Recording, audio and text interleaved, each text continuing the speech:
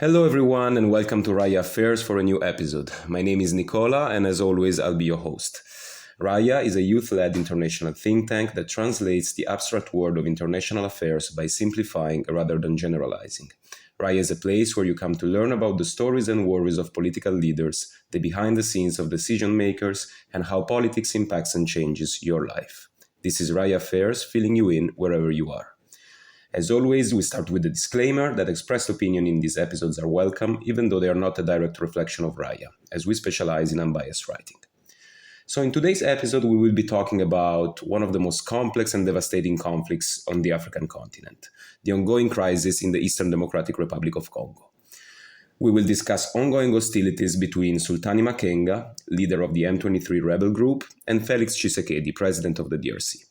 And joining me today is Lilli-Sage, who recently wrote an article on the topic. So hello, Lilli, and welcome back to Raya Affairs. It's a pleasure to have you here. And thank you very much for joining me today.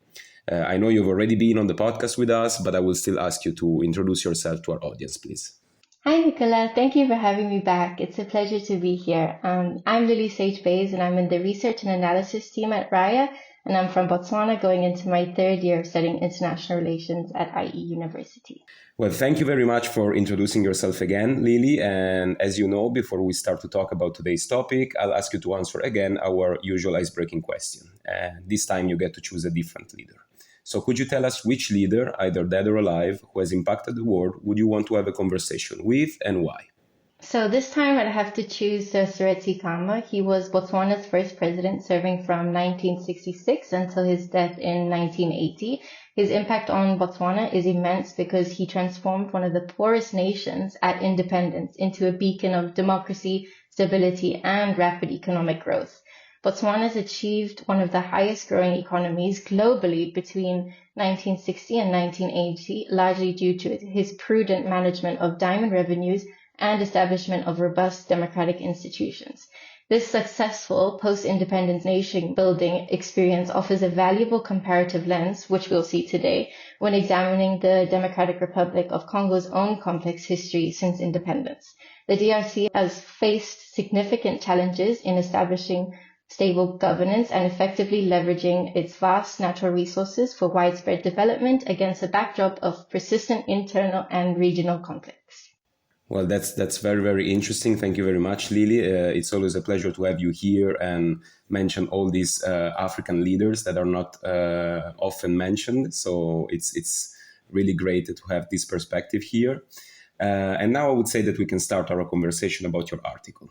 And I'd like to start with just a brief overview of the topic. So your article outlines a dramatic resurgence in violence in the Eastern DRC. So for our listeners who might not be up to speed, can you briefly explain who Sultani Makenga is, what the M23 is, and why they've returned to the spotlight in 2025?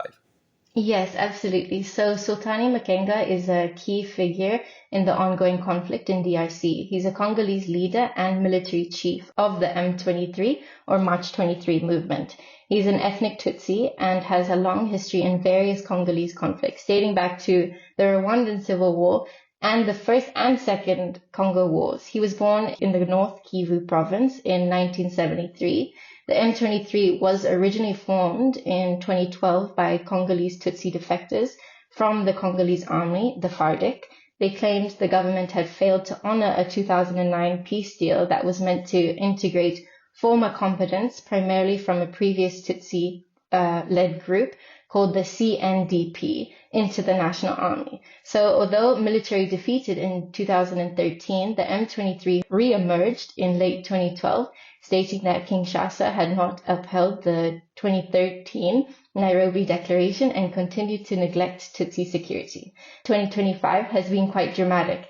In January 2025, the M23 launched significant offenses, seizing strategic towns and resource-rich areas in the North Kivu province, including vital mining zones. This rapid advance, including the capture of Goma and subsequent pushes towards Bukavu, has been described as the largest escalation in the Kivu conflict since the M23 occupied Goma in 2012. So this resurgence is fueled by unresolved political, ethnic, and economic grievances, coupled with the ongoing weaknesses of the Congolese state. So you mentioned that the M23 movement mainly seeks political recognition and territorial control, as you said, especially of mineral-rich areas of the country. And it's mainly utilizing state weakness and Tutsi marginalization. However, as you point out in your article, the ongoing hostilities are also linked to the failure of previous peace efforts. So you already mentioned a couple of declarations, but could you walk us through the diplomatic history of this conflict? Because since the emergence of the M23 movement, there have been many attempts to reach a peace agreement, but they've all failed. So why all these attempts failed? So the diplomatic history is indeed complex and riddled with failures. The M23 itself is a product of a failed peace deal, the 2009 Amani-Leo Agreement, which aimed to integrate former CNDP combatants. When the government was perceived to have failed to uphold this, the M23 formed in 2012. Following their military defeat in 2013, like I previously stated, there was the Nairobi Declaration, which again wasn't fully implemented. So these failures stem from a combination of factors. Firstly, there's been a persistent issue of flawed enforcement of agreements. Even when deals are signed, the political will or capacity to see them through to completion often falls short. Secondly, there's been a problem of exclusionary negotiations. Often stakeholders, particularly the M23 themselves, feel their grievances or demands for political recognition are not adequately addressed, or they're excluded from the negotiation table, leading them to feel these agreements don't fully represent their interests. A crucial example of this is the recent US brokered deal in Washington, where the M23 representatives were notably absent. Thirdly, the neglect of root causes plays a significant role. The conflict isn't just about armed groups, it's deeply rooted in issues like land disputes, ethnic tensions, especially the marginalization of the Tutsi community, which the M23 claims to represent. The pervasive competition over mineral resources, if these underlying issues aren't then systematically addressed, any peace agreement is built on shaky ground. And finally, the ambiguity of the M23's character has also complicated diplomatic efforts. Some view them as legitimate actors with grievances open to negotiation, while others see them as purely a proxy for Rwandan interests, requiring a military solution. These differing interpretations has led to contradictory approaches from various international and regional actors. Well, thank you very much. This really seems like a super complex topic, and it's really useful to hear this brief overview of the diplomatic history of the conflict and some of the reasons why it has been really difficult to find a solution. But now I would like to shift the focus to President Tshisekedi, so the president of the DRC. And I would like to know from you, how has his strategy evolved in dealing with the M23? Because from your article, from what you wrote in your article, his government has rejected negotiations and opted instead for military solutions. So what is driving this hardline approach, and is it working? So President Tshisekedi has indeed seen an evolution. Initially, his government adopted the hardline stance, largely rejecting direct negotiations, which you said, of the M23 and prioritizing military solutions. This approach is primarily driven by a desire to restore state authority and stability in Eastern DRC and to legitimize the M23 by insisting on their disarmament as a precondition for any talks. He also frames Rwanda's alleged support for M23 as an existential threat to Congolese sovereignty, using this narrative to rally national support. So his hardline stance often serves domestic political purposes. It allows President Tshisekedi to project strength and counter criticism about the ongoing insecurity, bolstering his own political legitimacy. However, in terms of effectiveness, this hardline approach has proven problematic. It has repeatedly stalled peace efforts as the M23 continues to demand political recognition. So militarily, despite some counter-offensives by the FARDC, the regional support, the M23 has continued to gain ground. And as of March 2025, the M23 still controls these key urban centers. So the FARDC continues to face these structural issues, including poor coordination, entrenched corruption, and low morale, limiting its capacity to decisively defeat the M23. The quick success of the M23's operation to cut off Goma in January indicated FARDC's morale and defenses were breaking.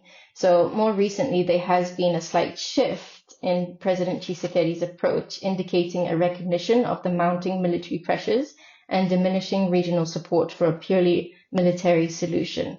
So this does signal pragmatic and willingness to engage in dialogue, but for the underlying insistence on disarmament, it does remain a hurdle. And as you mentioned, a key dimension in all this story is Rwanda's alleged involvement and support for the M23. So I wanted to ask you, how has this affected the evolution of the conflict and especially the relations between Kinshasa and Kigali?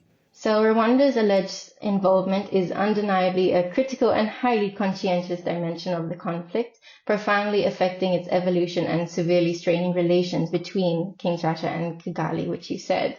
So numerous reports, including from the UN group of experts, suggest that Rwanda provides significant military and logistical support to the M23.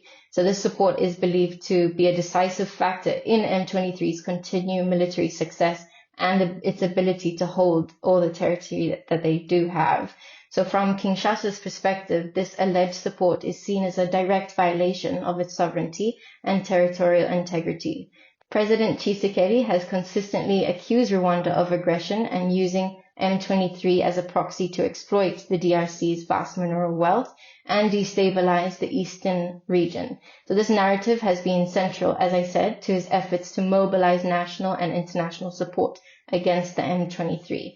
But from Kigali's side, Rwanda denies this direct involvement and often justifies its actions or alleged actions by citing security concerns, particularly the presence of the Democratic Forces for the Liberation of Rwanda, FDLR, in eastern DRC. So the FDLR is an ethnic Hutu militia, some of whose leaders participated in the 1994 Rwandan genocide. So Rwanda argues that the DRC government has not effectively dealt with this threat, and therefore it has legitimate security interests in the region. However, critics argue that the FDLR no longer poses a substantial threat to Rwanda and that Kigali's real motivations are economic, particularly access to critical minerals. So this dynamic has created profound rift in diplomatic relations. While there have been mediation efforts by regional and international actors, the underlying mistrust and accusations continue to fuel these hostilities. So the relationship is characterized by frequent diplomatic disputes, border closures, and heightened military activity, creating a very volatile regional environment. And as you said before, the foreign ministers of Rwanda and the DRC recently signed a US brokered peace deal in Washington on June 27th. The agreement includes a phased withdrawal of Rwandan troops within 90 days, a ban on DRC support for Hutu militias like the FDLR that you mentioned previously, and the establishment of a joint security mechanism and a regional economic integration framework, backed by US investment in critical minerals. So do you think that this agreement will facilitate a solution to the conflict on the ground, or it's going to be yet another failure, especially considering that, as you said before, no representatives of the M23 were present in Washington? So this US brokered peace deal is certainly a significant diplomatic development, particularly with the involvement of a major international actor like the US and its focus on critical minerals. The provisions, as you stated, phased withdrawal of Rwandan troops, a ban on DRC support for Hutu militias like the FDLR, joint security mechanisms, and regional economic framework are all crucial elements that, if implemented, could lay the groundwork for peace. However, whether it will facilitate a genuine solution on the ground or become yet another failure is a critical question. I lean towards the caution and would argue that it faces significant hurdles. The most immediate challenge, as you rightly point out, is the absence of M23 representatives at the signing of Washington. So the M23, being a primary armed actor, actively controlling territory and engaged in these hostilities. So any peace that does not directly involve them and address their stated grievances and demands for political recognition risks being seen as illegitimate or incomplete by the group itself. The exclusion could lead to them continue fighting, rendering the agreement ineffective on the battlefield. While the agreement addresses key issues like troop withdrawal and support for militants, the devil is in the details of implementation. Previous agreements have failed due to flawed enforcement. Will there be a robust, independent monitoring mechanisms to verify the withdrawal of the Rwandan troops and ending of support of these militias? The success of joint security mechanisms will also depend heavily on the level of trust and cooperation between Kinshasa and Kigali, which has been historically very low. So the regional economic integration framework backed by the US investment in critical minerals is an interesting addition, aiming to address the economic drivers of the conflict. However, for this to genuinely contribute to peace, it needs equitable benefits for local communities and prevent illicit exploitation that often funds these armed groups. Ultimately, with this agreement marks a step forward in high-level diplomacy between DRC and Rwanda.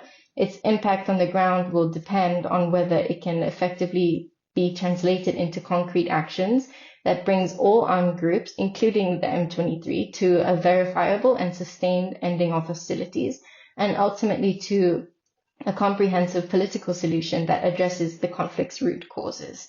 So without the buy-in and active participation of the M23, it does risk remaining a top-down agreement that doesn't fully resolve on the conflict's realities. So your article notes that hundreds of thousands have been displaced in this conflict, especially in areas like Goma and Bukavu. What does the humanitarian picture look like on the ground today, and how are international organizations responding? Are they able to effectively operate given the scale of displacement and ongoing violence? The humanitarian picture in Eastern DRC, particularly the North and the South Kivu, is absolutely dire and frankly catastrophic. The scale of displacement is staggering, with over 7 million people displaced across the DRC. So recent intensified fighting has led to, as you said, hundreds of thousands of new displacements, with a significant number being women and young children. Basic services are collapsing, and there are widespread reports of severe human rights violations. The recent M23 offensive, particularly the capture of Goma, has led to a rapid deterioration. Reports include widespread looting, especially of medical supplies, food, and water. Essential services have been severely impacted, with power outages, water shortages, and communication blackouts. Roads are cut off, ports are closed, and internet access is limited, making humanitarian access incredibly difficult. People are fleeing to overcrowded IDP camps, host families, churches, and schools, often with nothing but clothes on their backs. Immediate needs are immense. Clean water, with many resorting to fetching from Lake Kivu, raising cholera concerns. Food insecurity is also rampant. Health services are stretched beyond its limits, with hospitals overwhelmed and supplies running low, and the psychosocial support is urgently needed for those traumatized by the violence. International organizations are indeed responding, but they are severely challenged by the scale of the crisis and the ongoing violence. They face significant operation hurdles due to security threats, logistical barriers, and the large number of people in need.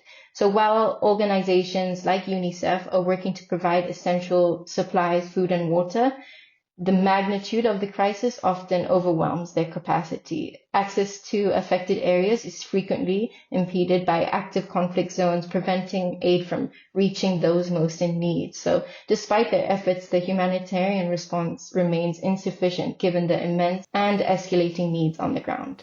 Well, yes, the situation is truly catastrophic, and the humanitarian picture right now, it's a complete catastrophe. So my next question is, again, about diplomacy. So despite multiple peace efforts, from the Luanda process led by Angola to the ceasefire agreement signed in April in Doha, violence continues, and the ceasefire remains highly fragile and frequently violated, even as negotiations between the DRC government and the M23 are still ongoing in Qatar. Why have all these diplomatic efforts failed? Do you think Tshisekedi is genuinely invested in diplomacy, or are these more performative gestures? The persistent failure of these diplomatic efforts, like the Luanda process and the Doha ceasefire, can be attributed to several critical factors that often plague these complex conflicts. So firstly, a lack of genuine political will and trust among parties is a major impediment.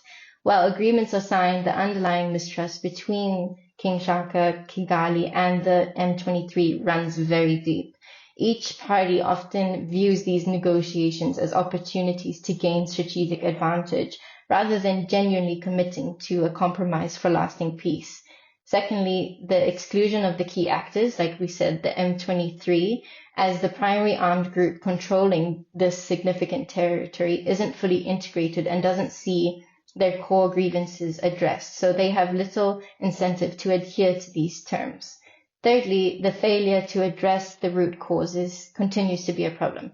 As mentioned, issues like land, citizenship, marginalization, and control over mineral resources are fundamental. Until these are systematically and inclusively addressed, any ceasefire or peace deal will remain a superficial solution. So regarding President Tshisekedi's investment in diplomacy, it's a nuanced picture. The mounting military pressure on the FARC and the overwhelming humanitarian crisis have arguably forced his hand. His agreement to attend the Doha talks indicated a pragmatic shift towards engagement. However, his continued insistence on M23's disarmament as a precondition for meaningful political dialogue suggests his diplomatic overtures are sometimes performative gestures. These actions aim to demonstrate his governmental engagement while still holding firm on his positions that hinder a breakthrough.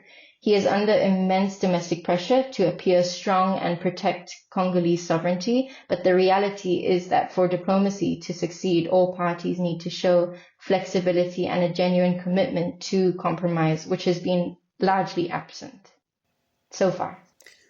And given the scale of the conflict, what have been the reactions from regional bodies like the East African Community or the African Union, but also international actors, including the UN and Western governments? Regional bodies like the East African Community, EAC, and the African Union, AU, have certainly been active, but their effectiveness has been mixed. The EAC and the AU have consistently called for dialogue and ending these hostilities, participating in various mediation processes like the Luanda process. However, they have often lacked these strong enforcement mechanisms or the unified political will to compel belligerents to adhere to the agreements. From international actors, the responses vary. The United Nations has been deeply involved, primarily through its peacekeeping mission, MONUSCO. MONUSCO has been present in the DRC for decades with a mandate to protect the civilians. They have condemned the violence, documented human rights abuses, and provided some support to the FARC. However, MONUSCO itself has faced criticism for its perceived ineffectiveness and has been gradually drawing its forces with a full withdrawal in the end of 2024. So human rights experts have also called for urgent measures to address these grave violations, particularly against children. And then looking at Western governments, including the US and the European Union, they have expressed strong condemnation of the violence and called for diplomatic solutions. They've provided humanitarian aid, although it's often insufficient given the scale of the crisis. The US in particular, as we have seen, has ramped up its diplomatic engagement shown in the recent US-brokered peace deal with DRC and Rwanda.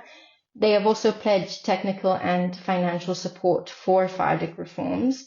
And then there's also another side of sanctions, which have been imposed on certain individuals and entities involved in the conflict, including Sultani Makenga himself by the UN Security Council in November 2012 and subsequently the United States.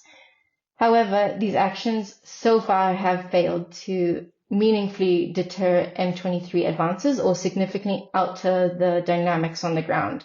The focus from these international actors is largely promoting dialogue and protecting civilians, but the systemic challenges and deep-seated nature of the conflict often limit their direct impact. In your article, you mentioned Uganda as another important regional player who could have an impact on the current situation. So could you please expand on this and explain what could be the role of Uganda in all this? Yes, so Ugandan's role in Eastern DRC conflict is indeed complex, making it an important, if sometimes ambiguous, regional player. On the one hand, Uganda maintains a security partnership with the DRC government.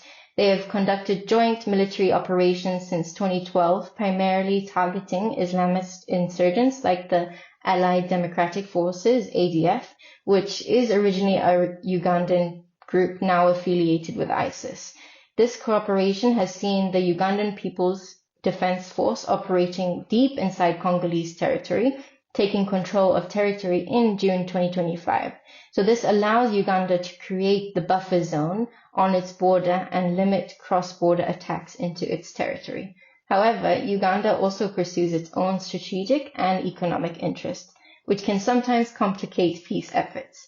These interests include influence over Congolese resources such as gold, timber, and regional competition with Rwanda. The UN has repeatedly reported on the close relationship between M23 and Uganda, with allegations that Uganda has allowed M23 to use its territory for various purposes since the group's resurgence. So this dual role, where Uganda is simultaneously cooperating with the DRC government against some armed groups, while allegedly maintaining ties to others, adds an additional layer of complexity to the conflict. So it increases the number of armed actors on the ground and injects regional rivalries deeper into local conflicts, making a comprehensive and lasting peace more elusive. Uganda's actions are often seen as hedging its bets and strengthening its sphere of influence in eastern DRC, which can inadvertently perpetuate instability. Well, now I would like to touch upon the theme of natural resources in the DRC. We've already spoken about it really briefly, but I would like to ask you in general, how do natural resources factor into the conflict, especially considering that the M23 controls most of the mineral-rich areas of the country? Natural resources are a central and deeply entrenched factor driving the conflict in eastern DRC. The region is incredibly rich in valuable minerals, including coltan used for electronics, gold, and copper. So M23's strategic objective, as you noted, is not just political recognition, but territorial control, specifically of these mineral-rich areas. So by controlling these areas, armed groups like M23 can finance their operations through illicit trade. They often levy illegal taxes on mining activities, engage in direct extraction, and participate in the smuggling networks that transport these minerals across borders, often into neighboring countries like Rwanda and Uganda, where they can enter the global supply chains. For example, the UN suggested that between April and December 2024, the group M23 made $800 million in revenue related to coltan mining alone.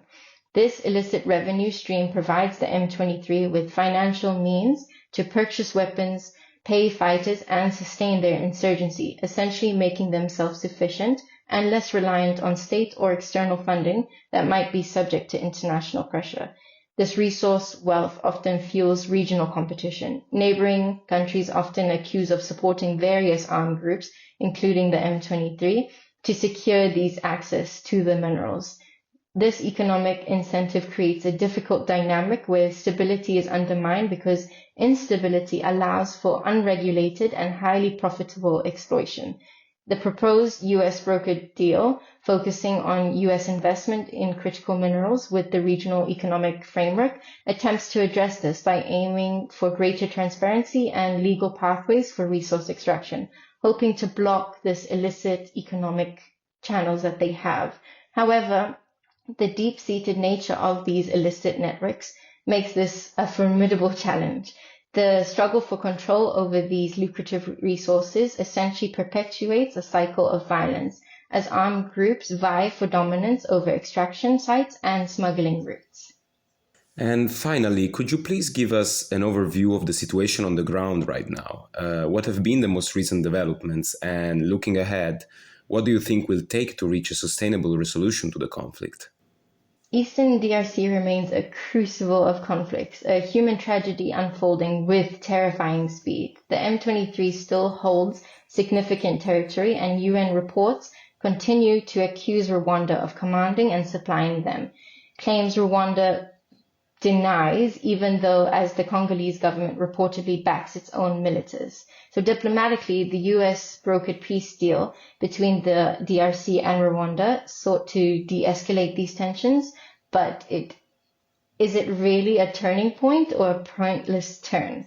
Rwanda's President Kagame cautions welcome rings with uncertainty as he warns of retaliation if Kinshasa falters. Crucially, as states the M23, a primary armed actor, publicly states that this deal does not concern them, undermining its immediate impact on the ground. As separate direct talks loom in Doha, a troubling undercurrent persists, the fear that external interest in critical minerals could lead to a peaceful exploitation, leaving true peace and justice for the Congolese people elusive. Looking at a pathway to a sustainable resolution, the DRC necessitates a comprehensive and genuinely inclusive approach that transcends military solutions and addresses the conflict's deep-seated drivers. So firstly, inclusive political dialogue must be prioritized, bringing all major armed groups, crucially the M23, into direct good faith negotiations to address their core political grievances and demand for recognition. This isn't merely about talk, but about committed engagement to bridge this deep distrust that has plagued previous efforts. Secondly, an effort to resolve underlying root causes is essential.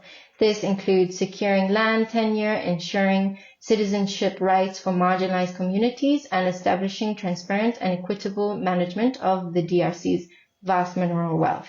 Such reform demands significant commitment to good governance within the DRC, transforming resources from a curse into a catalyst for development.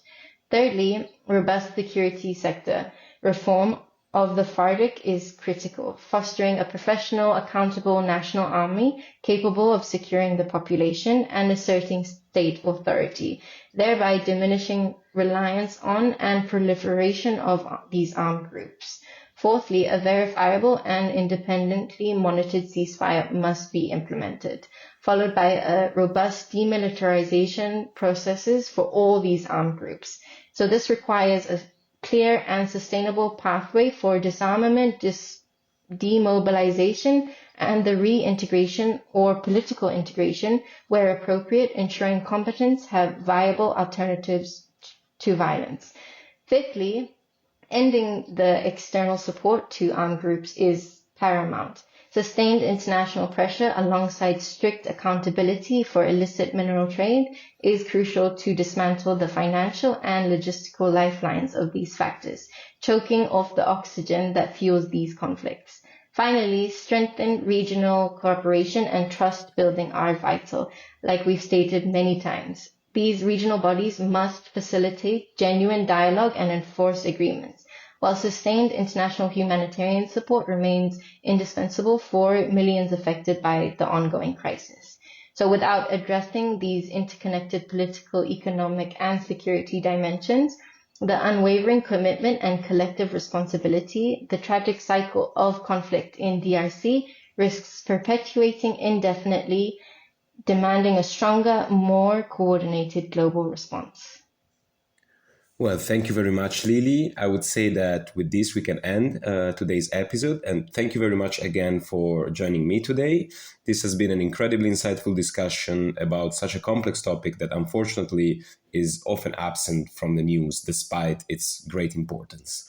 And to our listeners, if you enjoyed this episode, make sure to check out Lilli's article at rayagroup.org and to follow us on social media to receive updates on new articles and contents. Thank you very much for listening, and I'll see you next time.